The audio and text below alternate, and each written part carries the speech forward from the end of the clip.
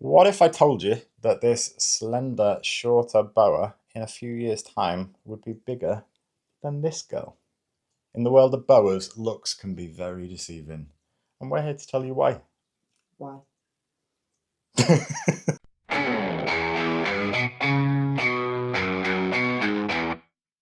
Hello, thank you for joining us. I'm Andy. And I'm Morgan. Today we're going to look at a Boa Constrictor Constrictor and a Boa Imperator.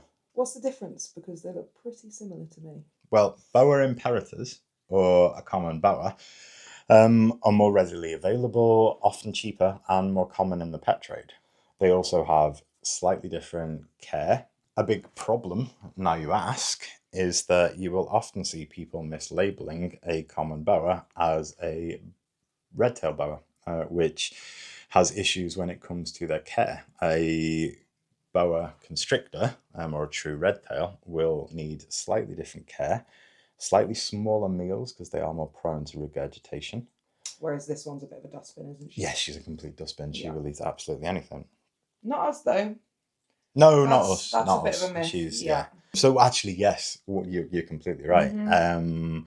Even my mother-in-law loves to quote the myth of she's sizing me up. She's not. Snakes don't act like that. They don't size someone up. They will not lay next to you in bed. And no vet has ever told anyone, oh, that boa laying next to you is sizing you up.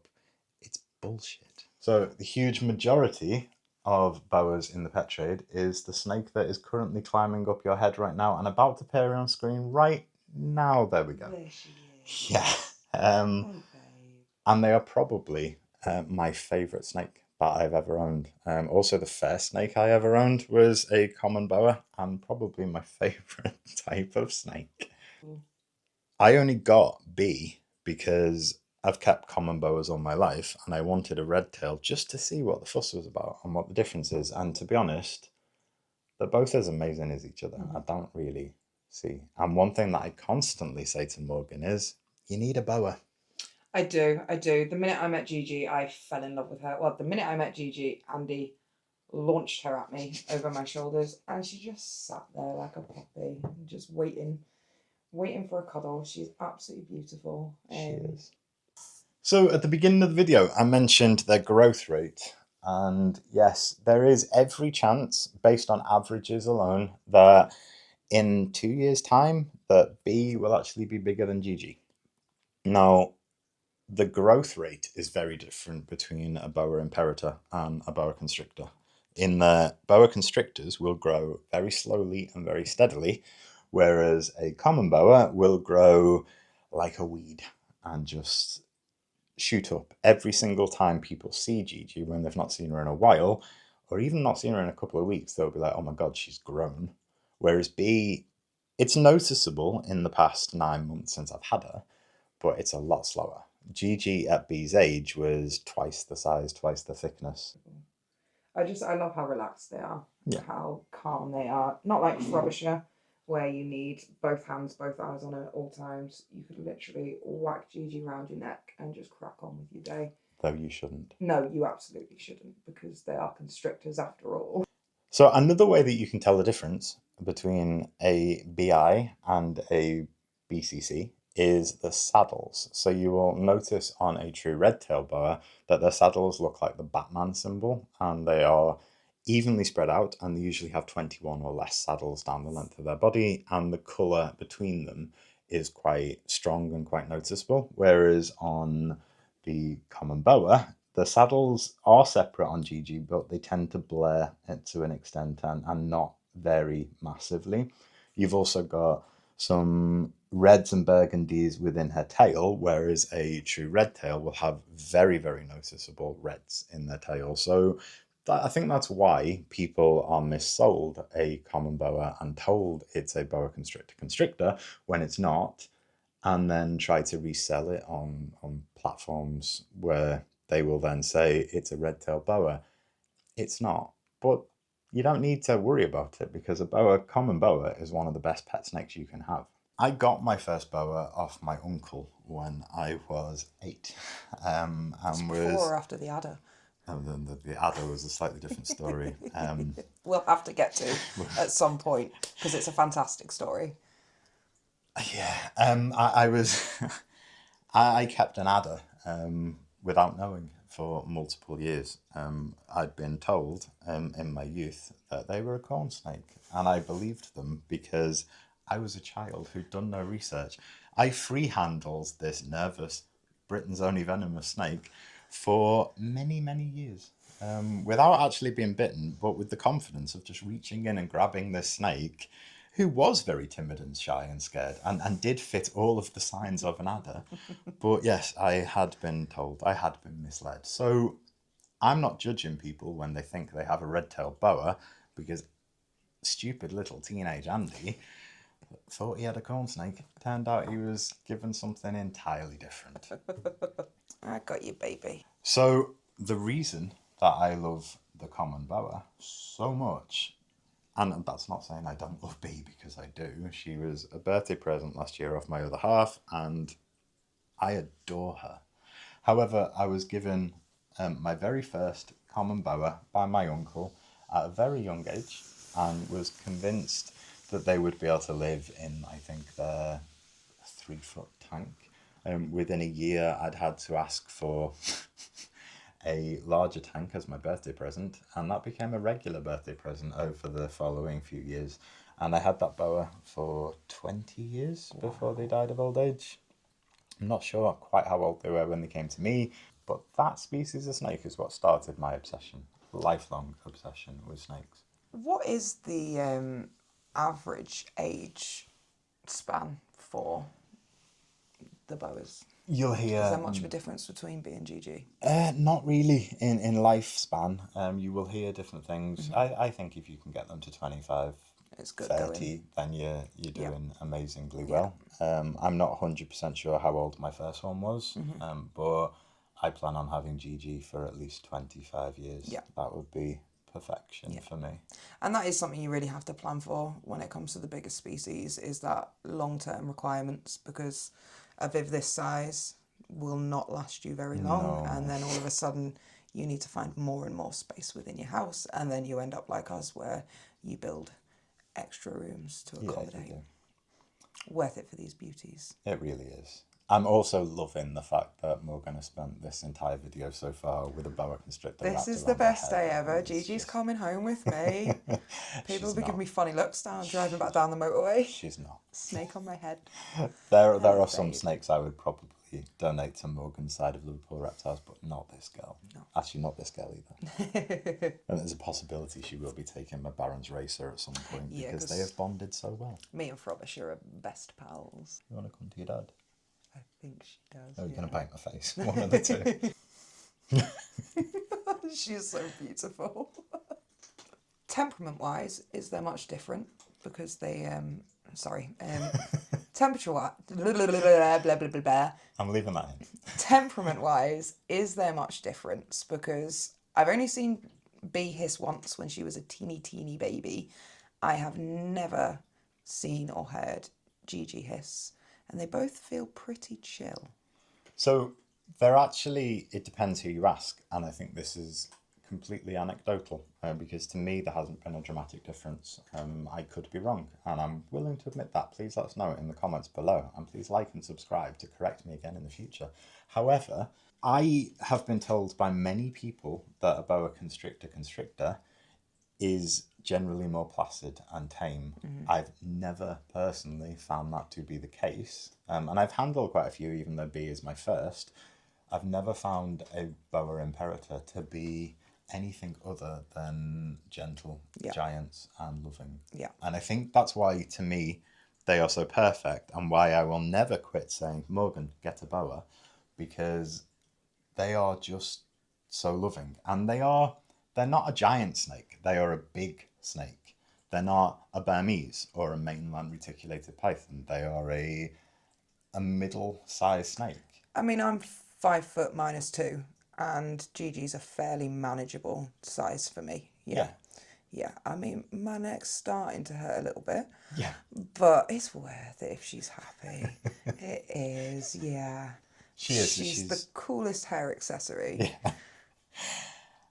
To answer your question in the shortest way possible, personally, I've found no difference, but there are anecdotes out there, and there are probably experienced keepers out there who will jump in and tell me that one of them is more placid or more suited to pets than another. I just personally have always found that the common boa is, for me, the one that I would trust to hand to anyone. So at Christmas or when we've got family round and someone wants to hold one of the snakes, it will instantly be Gigi, because she is the one that I would trust with anyone. She's the one I would have no hesitation in passing to someone, no matter how old they were. Obviously, if it was a child, then I would keep a very close watch on them to make sure they were okay. Sorry, baby girl. But see, I just bumped her face and nothing. So Gigi would be the snake you'd use to get someone over their fears of snakes? Yes and no. Okay. So Gigi would be step 2 or 3. She wouldn't be in my first step. I couldn't imagine if someone was scared of snakes. I don't think it would be fair to bring in something as big as Gigi. That makes sense. However, I would probably start them and introduce them with a hognose or a ball python. Yeah. And despite the fact that hognoses are refined venomous, they ain't gonna bite. Yeah. Yeah, okay. There's a couple on that list. We've taken a nip. Yeah. The only snake that's actually bitten me in a bad way was a tricolor hognose. And the only bite I've ever taken was from a Western hognose. Okay, so. you've proved me wrong. I'm going to start them off with a ball python. I'd take Gigi. I think she'd be, Okay. I mean, how can you be scared of this?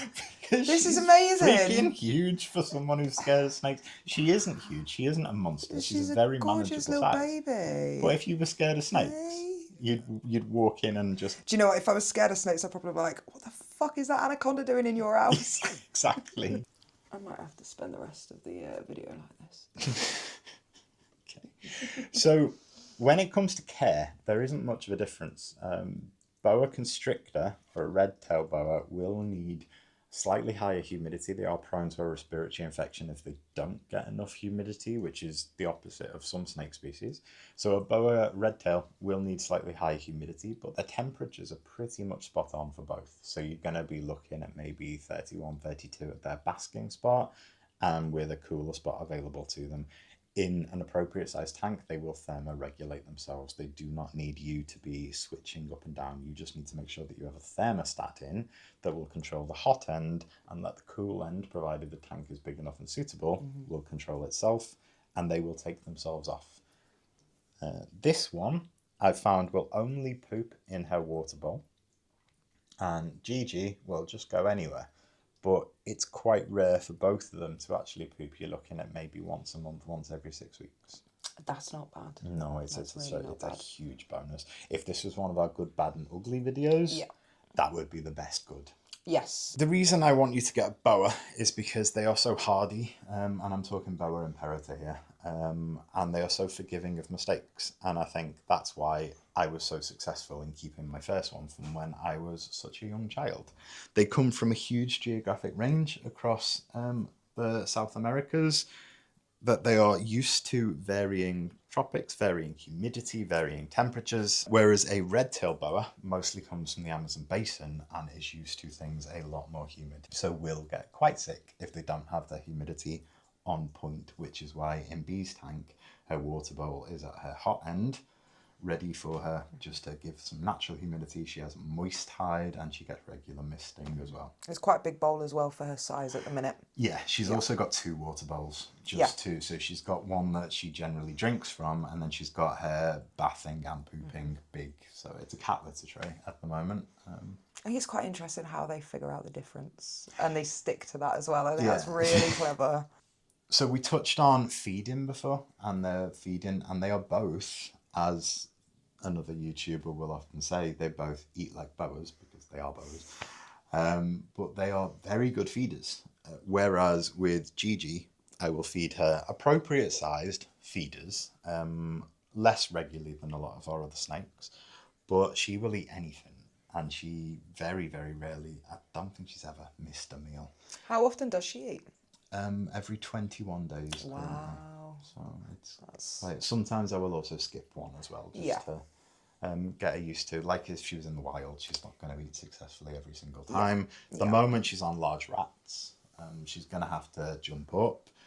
but there will be a point where she probably will reach a size where she's going to be eating, say, a small rabbit or a guinea pig. Once a month, once every 6 weeks, maybe. Wow, wow. But for So now, I think that's quite low maintenance for snakes. Yeah, very. So, which is amazing. I love you. One thing you have to be careful of, and if you were going to go down the red tail route when you get your boa, is they need smaller, just because they are prone to regurgitation. So they can be quite fussy. They will still eat like a boa, but you need to manage it a little better. Do you think it becomes more manageable the bigger they get? Yeah, definitely. Yeah. It's when they're young that they're going to have the problems. Yeah. And to be honest with Bea, I've never had that problem. She has missed a feed when she was shedding. Yeah. Whereas Gigi, it doesn't matter if she's blind and zombie-eyed, she will sniff out that food and she will get it. Is it my turn? Is it really?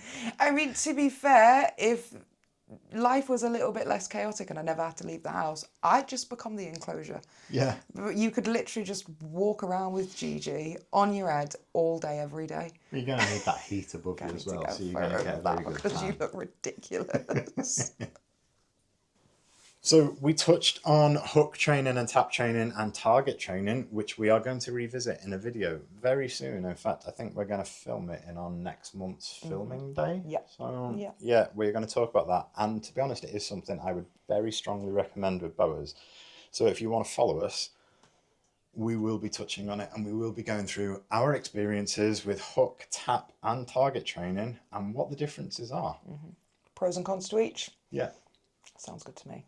So there you have it, a tale of two boas. On one side, we have the Boa Imperator.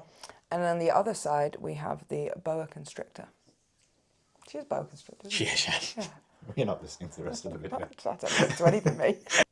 The Boa Imperator, the hardy, fast-growing weed of a snake that you can trust and is gentle, handleable, and beautiful.